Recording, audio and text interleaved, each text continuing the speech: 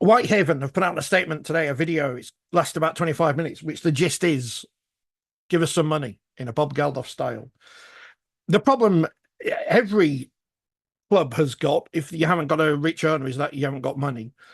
And that's not just a rugby league thing, that's a whole sport thing. British basketball seemingly imploding at the moment. Um, are we coming to a point where clubs are not necessarily going to disappear, but going to have to really seriously cut their cloth according to what they have, because otherwise they will just disappear? Well, it's not just clubs, is it? I mean, the RFL have been they're losing staff, making staff redundant. It's the sport as a whole, I guess. There's less TV revenue coming into the sport, and therefore that has a trickle down effect to the clubs and the governing body. Um, an interesting conversation with somebody involved at a League One club recently. That the suggestion was that the level that players are paid, certainly at sort of League One level, is is a lot higher than the equivalent level in Australia. And you have to wonder whether players are taking a hit on their pay, and I suspect that the answer is probably not, because clubs are not prepared to sacrifice um, signing individual players or paying individual players, and therefore performance, because they end up towards the bottom of the table, and that impacts on attendance figures and everything else. So it is a difficult one. It almost needs the sport to come together and agree, levels of reasonable pay. I mean, I don't know whether salary cap doesn't exist, doesn't it, in the Championship and League One, but you have to start to wonder whether they need to introduce something like that if they are to sustain, the number of clubs. And the geographic spread we've probably talked about many times in League One. That is a huge cost for those clubs to travel here, there, and everywhere all over the country. You do wonder how sustainable that is in the long term.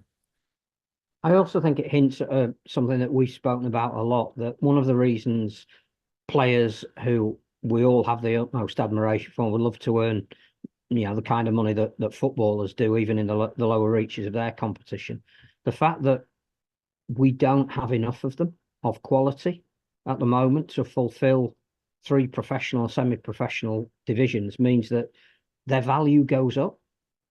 Because the thing about Australia, where you don't have to pay them so much, is there's always another five or six coming down the line that will quite happily take their place, or an opportunity to show how good they can be. Here, we don't have that. And the issue isn't so much what they're paid, it's what are we going to do to get more people involved in playing the sport, which links directly back to what is the strategy on London. And I know we started talking about them, and Mike Eccles quite rightly has re-raised the issue on the back of a victory that we all said was an astonishing performance. Is what do you want from this club? That we do have a pool of talent here, but what you're basically telling us all season is you're not interested in it unless it's individual clubs wanting to sign some of our best players. Hence, Bill Leyland going to Hull KR next year, which is the history of the game, and that's the debate that we need to all get around the table and have. It's how do we increase the level of talent, which will hopefully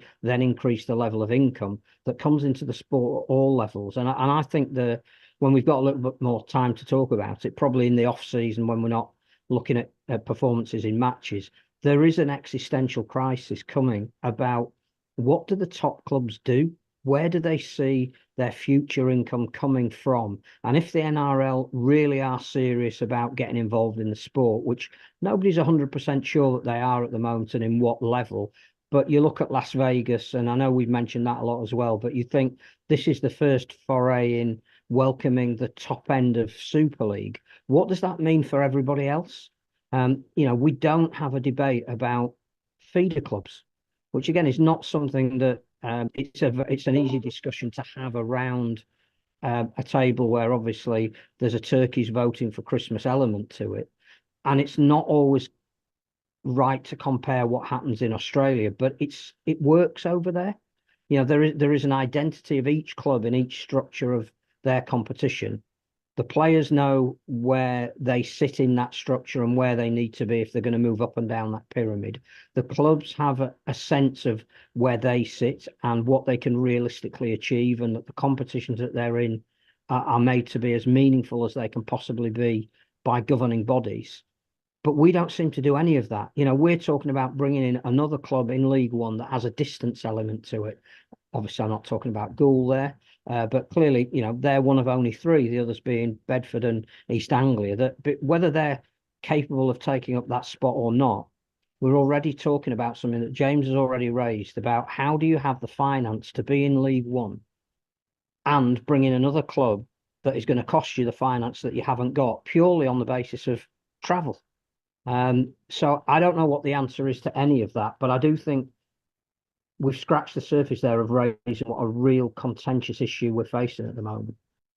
Another one for another day, but I was looking in a Kent Invicta programme of all things from 40 years ago where they were praising the supporters club for raising 295 quid so they could afford a coach to Dewsbury. So yeah, nothing changes. Probably a bit more for a coach these days, but there you go.